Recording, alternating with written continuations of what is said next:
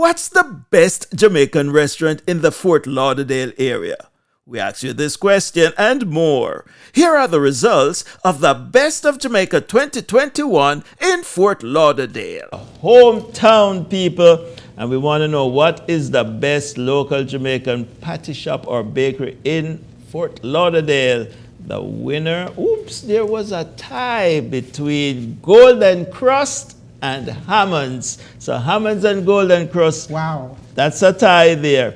Now we want to know, where is the best place to buy your Jamaican groceries in Fort Lauderdale? Broward Meat and Fish Grocery.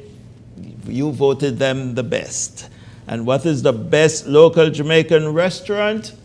Your vote came out. The Dutch Pot won that one.